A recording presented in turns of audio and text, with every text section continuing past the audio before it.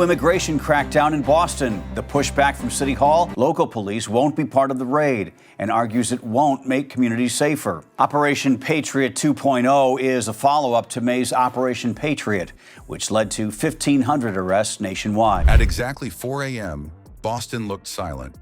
But in the shadows, ICE teams moved like a strike force, using night vision and no sirens.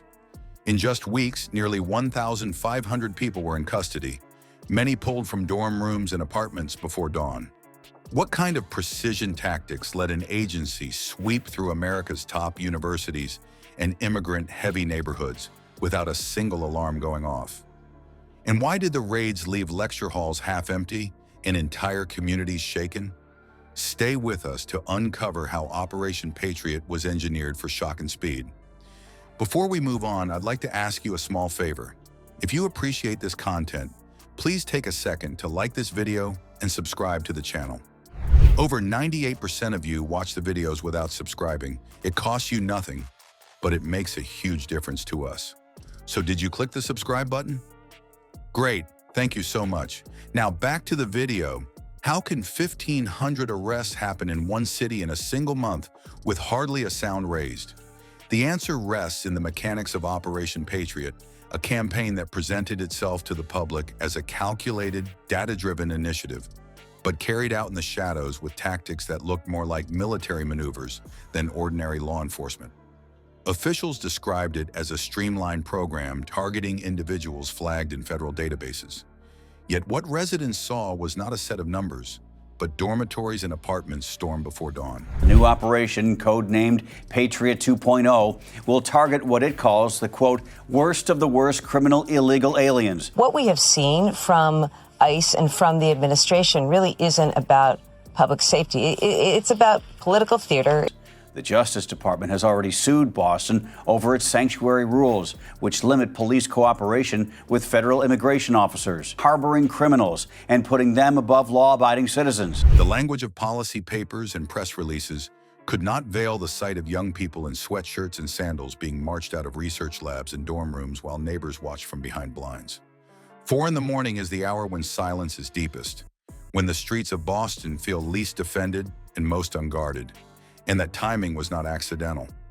Students hunched over chemistry notes, drifted off at lab benches, only to wake to boots and flashlights. Families in Chelsea neighborhoods turned over in their sleep, just as doors gave way to coordinated breaching teams. While local police cars normally announce their presence with sirens or bright beams across alleyways, these units slipped into place with none of those signals. Convoys cut headlights a block from their objectives. Agents moved in formation, night vision goggles glowing faintly, radios kept to whispers. A force designed to enter without warning was already inside before anyone understood what was happening.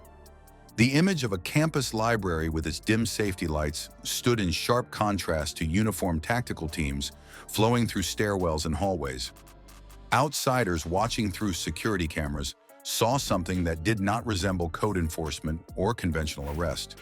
The training drew from Border Patrol and Special Operations playbooks, where surprise and quiet are as critical as numbers and weapons. Instead of smashing through with a show of force, entry units slipped keys prepared from months of observation, shifting into rooms without broken glass or alarms. For those inside, the shock registered not only because of who was taken, but because of how seamlessly the intrusion unfolded. Geographic targeting revealed planning that stretched across the map of Greater Boston. Within the space of minutes, MIT residence halls, crowded East Boston apartments, and suburban blocks in Newton were all struck. No one community carried the weight alone. Instead, the operation spread pressure evenly, so no single neighborhood could rally quickly or organize resistance. Families heard about relatives missing only hours after the sweeps ended, and campus administrators woke to classrooms with empty seats, not official briefings. The simultaneity of action showed the accuracy of prior surveillance. Agents arrived knowing exact rooms, the presence of extra occupants, and even patterns of movement to avoid guards or curious passers-by. That intelligence was not improvised overnight. Surveillance ran for months, compiling names, residency records, and movement logs. Databases cross-checked visas against apartment leases, Lists of registered students were compared against utility bills and rental agreements in immigrant neighborhoods. By the time the sweeps began, teams had folders with photographs, class schedules, and family compositions, leaving little unsecured. This groundwork turned raids from haphazard searches into almost preordained captures. For those targeted, the margin of evasion barely existed. Coordination at 4 in the morning did more than catch people asleep. It cut off support systems before they could respond. The lawyers who might have fielded calls were unreachable at that hour. Campus security offices ran skeleton crews. Community leaders had no time to make calls across networks. By the time news spread, buses were already rolling toward detention facilities far from where arrests began. Even those not directly taken understood overnight what had shifted, because when they arrived at campuses, corridors were emptier, cafeterias quieter, lectures canceled. The individual stories gave the wider operation its human face. A Brazilian chemistry student was pulled from a basement lab where he had fallen asleep over samples, stunned awake by men in body armor. In Chelsea, a family found their front door forced as children were lifted from beds, with no explanation other than being ordered outside in their nightclothes. Stories like these spread faster than the official statements, carried by text and whispered conversations. Fear exceeded the small number of direct arrests because no one knew which building would open next. The impact became measurable almost at once. Within days, campuses reported lecture halls thinned by 10 to 15%. Attendance drops did not come only from those removed, but also from peers who avoided stepping into public view. Fear of being marked, questioned, or simply present in the wrong place drove students to stay inside. Libraries and cafeterias sat half full, and class projects stalled as group members vanished or withdrew.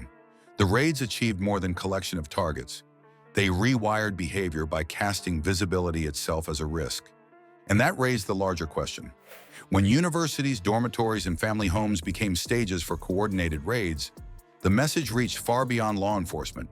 It revealed a shift in America's priorities, signaling that places once thought of as spaces for study and community could suddenly transform into the front line of enforcement. Operation Patriot was never about a handful of arrests. It was engineered as a high-speed strike built to stun entire communities into silence. The arrests mattered, but the greater effect came from classrooms gone quiet, from neighborhoods where doors stayed locked even in daylight, and from the steady erosion of trust in universities as safe ground. Enforcement worked less like a scalpel and more like a shockwave, forcing behavior to shift overnight. If dormitories and libraries can be transformed into battlefields of enforcement, then the space between security strategy and academic freedom has already been permanently rewritten.